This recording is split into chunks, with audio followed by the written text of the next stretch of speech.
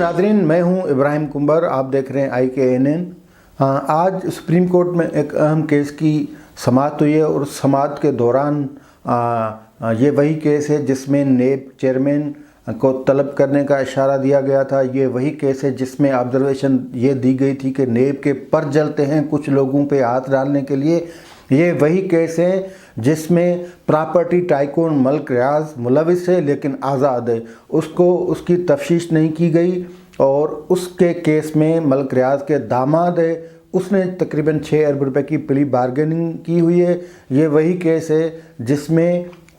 29 में से फ़कत 2 बंदे जो हैं वो गिरफ़्तार थे 20 माह से, उनको भी सुप्रीम कोर्ट ने आज़ाद कर दिया है। और आज के ही केस में न फ़कत सुप्रीम कोर्ट ने अपनी ऑब्जर्वेशन के ज़रिए नेब चेयरमैन के तकर्री का पोल खोल दिया है, लेकिन सुप्रीम कोर्ट ने यह भी कहा है कि नेब उन पे मेहरबानी न करे जिन्होंने नेब चेयरमैन पे मेहरबानी की थी। ये तमाम चीज़ें हम आपको आज की हेयरिंग के हवाले से और केस के तफसील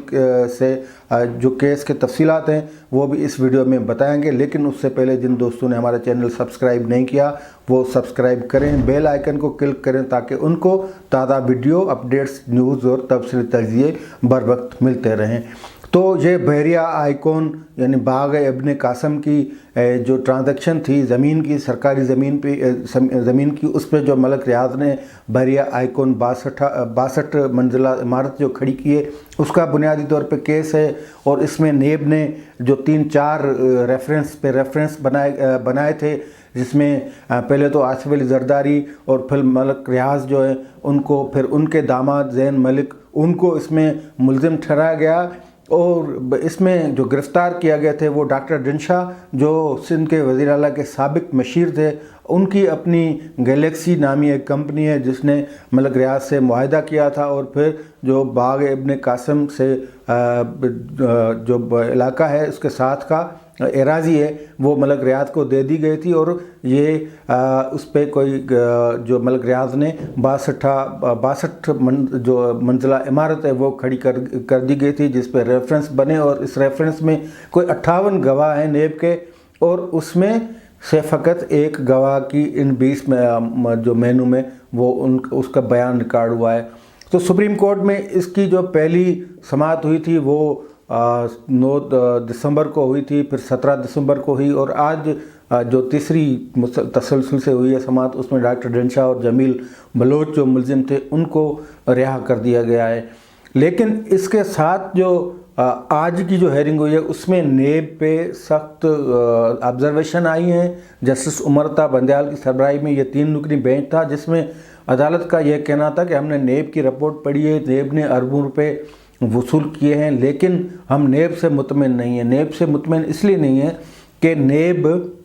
जो इस केस के मरकज़ी मुलजिम हैं उन पे हाथ नहीं डालता, फ़कत जो छोटे मुलजिम होते हैं उनको पकड़ लेता है। ये ऑब्जर्वेशन पहली मरतबा नहीं आई, यही सुप्रीम कोर्ट है जिसने ख्वाजा सद रफ़ीक की ज़मानत के केस में ऑब्ज़र्व किया था और फैसले में लिखा है कि नेब को सियासी मकासद के लिए जो इस्तेमाल किया जा रहा है और सियासी लोगों के बाजू मरोड़ के हुकूमत के साथ मिलाने या उन पे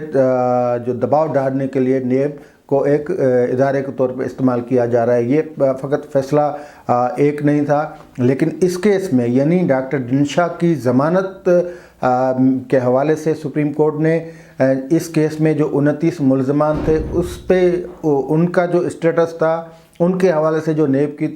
जो तहकीकात थी वो भी तलब की थी। और फिर ये भी कहा था कि अदालत ने ये ऑब्जर्वेशन दी थी कि नेब के कहीं कहीं पे वो पर जल जाते हैं। और ये बात कई मरतबा सामने आई है, अपोजिशन का भी इल्ज़ाम यही है कि नेब को फ़कत और फ़कत अपोजिशन के ख़िलाफ़ इस्तेमाल किया जा रहा है। सुप्रीम कोर्ट की हेयरिंग में जो सेनेट में आजकल नेब पे जो मेंबरान जो है वो गरजते बरसते रहे हैं उनका भी हवाला जो अदालत ने दिया है कि न फ़कत सेनेट में लेकिन कई मकामात पे नेब पे तनकीद हो रही है। और इस केस में एक जो मुलजिम था ज़ैन मलिक, वो जस्टिस वो मलिक रियाज के जो हैं वो दामाद है और उसने तकरीबन 6 अरब रुपए की प्ली बार्गेनिंग कर दी है। اور پھر نیب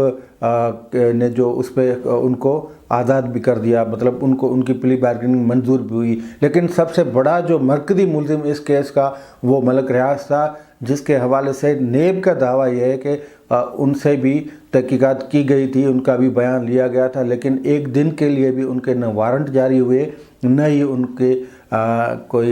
کو کوئی بلاوا آیا۔ تو آج اس کیس کی سماعت کے دوران جسٹس امرتا بندیال نے کہا کہ یہ لازمی نہیں کہ آپ پہ جس نے مہربانی کی ہے آپ بھی اس پہ کریں۔ یہ اشارہ جو ہے وہ ہم اس کو دو زاویوں میں لے سکتے ہیں، اس کے دو معنی بنتے ہیں۔ ایک تو نیب چیئرمین کی تقرری کے حوالے سے پیپلز پارٹی یعنی آصف علی زرداری نے جو مہربانی کی تھی،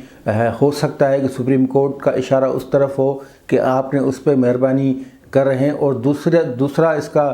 یہ بھی مقصد ہو سکتا ہے کہ اصل میں نیب چیئرمین کے سفارشی تھے، جو بڑے سفارشی وہ ملک ریاض تھے۔ یہ اس تقرر کے حوالے سے یہ بات کئی حوالوں سے ثابت بھی کی جا سکتی ہے، اور میں نے پیپلز پارٹی کے ایک اہم رہنما سے بھی یہ سوال کیا تھا کہ آپ کو یہ جسٹس جاوید اقبال کا نام کہاں سے ملا، تو پھر انہوں نے ہنس کے بتایا کہ یہ نام کہاں سے آیا تھا، یعنی اصل میں اہم جو سفارشی ہیں وہ ملک ریاض ہی ہیں جسٹس جاوید اقبال کے۔ تو سپریم کورٹ نے آج یہ جو بات کی ہے کہ آپ پر جس نے مہربانی کی ہے اس پر آپ مہربانی نہ کریں، بلکہ سپریم کورٹ کی آبزرویشن یہ بھی تھی کہ نیب جو وہ کرپشن کے خلاف کام کرے اور قانون جو ہے وہ اس کو برابری کے طور پر لاگو کرے، یعنی قانون میں تفریق نہیں کرے۔ تو اسی کیس کے مقدمے کے حوالے سے نیب کی مختلف آبزرویشنیں اور تقریباً ایک جیسی ہیں کہ نیب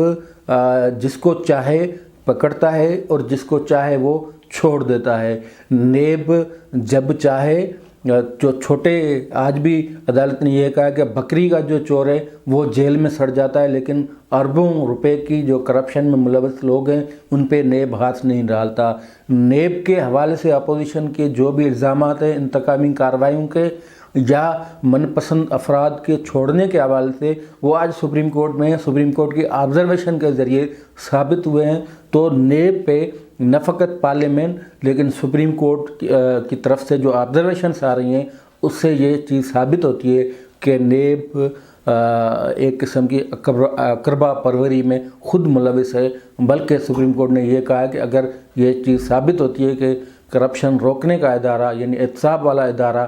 خود صحیح طریقے سے احتساب نہیں کرتا تو ہم اس کے خلاف جو وہ کارروائی ایکشن لیں گے۔ یہ آج کی سماعت میں یہ آبزرویشن بھی آئی ہے، اور عدالت نے نہ فقط اس کیس کے 2 ملزمان جو 20 ماہ سے قید میں ہیں ان کو ضمانت دی ہے، لیکن نیب کو ہدف بنایا ہے، ہدف اس حوالے سے بنایا ہے کہ یہ سپریم کورٹ نے اپنی آبزرویشن سے یہ ثابت کیا ہے کہ اپوزیشن جو الزام لگا رہی ہے وہ درست ہے۔ اب یہ چیز تو نیب چیئرمین کو ہی دیکھنی ہے کہ وہ اپنے اختیارات کس طرح استعمال کر رہے ہیں، وہ اپنے اختیارات درست طریقے سے استعمال کر رہے ہیں یا وہ اپنے اختیارات حکومت کے کہنے پہ، ان کی ہدایت پہ اور فقط اپوزیشن کے خلاف استعمال کر رہے ہیں۔ اس چیز کا جائزہ لینا نیب چیئرمین کا کام ہے۔ آج کے لیے اتنا ہی، دیکھتے رہیے ہمارا چینل۔